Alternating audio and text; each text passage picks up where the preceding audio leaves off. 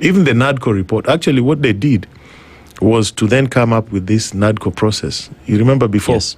And that NADCO process was just full of illegalities, things that cannot be implemented. And if you try to implement them, the courts will declare them unconstitutional. So it was just a wide, I don't know what, political conmanship, really. So that is neither here nor there. Yeah. So there seems to be almost sycophantic insistence on remaining in the broad-based agreement by, part of ODM. And this seems to go against the grain of what this other part of ODM is saying, that Raila Odinga had insisted that that is not the case. But then to the people that are looking for change in the country, it seems confusing, Caroli, that people don't know, okay, so what are we doing? And are we saying that they still remain in ODM as a party that will push a particular agenda? Are other parties joining the movement? You mentioned that you will coalesce around one idea so long as people remain serious in insisting some change. And you've talked about the economy. You've talked a little bit about, human rights and the protecting of all of that. So Kenyans are asking the question today, okay, so are you going to tell us at some point if there's going to be one person? There seems to be a call to be around a united opposition. Does everybody then need to come together to make a change? Because that's the cry now, that people are not really sure, or is there time that is needed to curate this idea some more? Yes, you see, let's deal with the sycophancy first. I mean, it is very embarrassing, and I've talked about this. Remember, I've had a lot of difficulties with ODM at a personal level. Yes, and immediately after the elections, I did engage with the president on some construction of roads and a few other projects in my constituency, and they almost expelled me. I was told I should have just done it alone. I should not have gone with the other MPs, but that was my insurance anyway. And I've always told people, you can be friends with the president, but you don't have to be a sycophant. You don't have to lose your head about it. You still have to speak the truth. And these are not personal issues. These are public interest issues. So you need to focus on the public interest, because that is your duty. You are a parliamentarian. There are things you have to do. Just do your work and be cordial and collegial with people.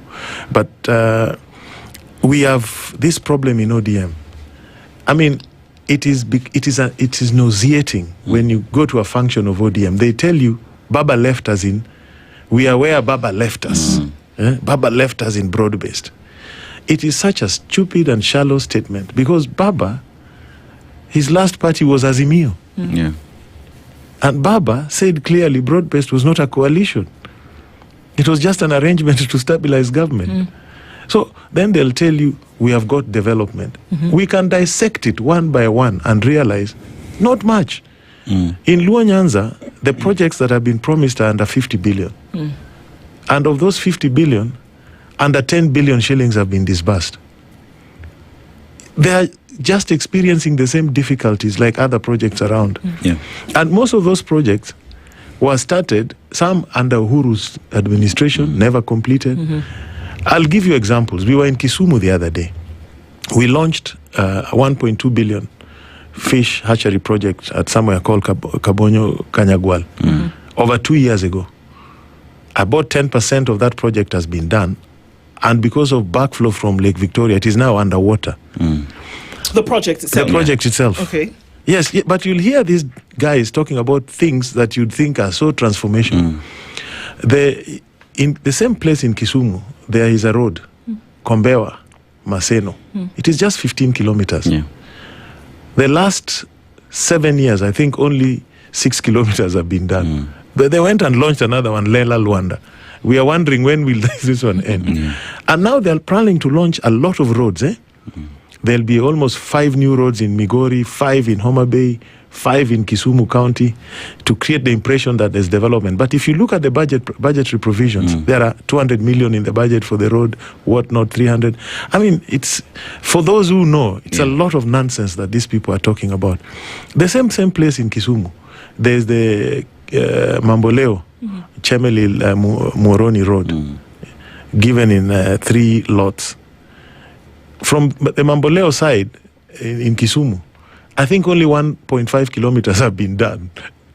Yeah, but let's even go further. Let's take the flagship of economic activities in Nyanza, the sugar mills. Yes. Yeah. We were told they've been leased out. Farmers are now getting paid. We have produced more cane than ever.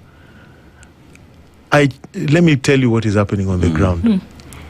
Other than the fraud of taking those sugar mills for free, today, if you go to Moroni and Chemelil, the farmers have called for a meeting. Yeah. Why?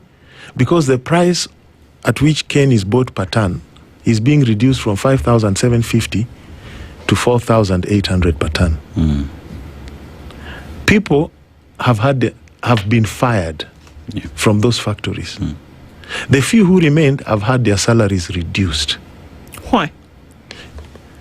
Because there's no competition and they have nowhere to go. What happened? The mills were leased to those who actually brought them down.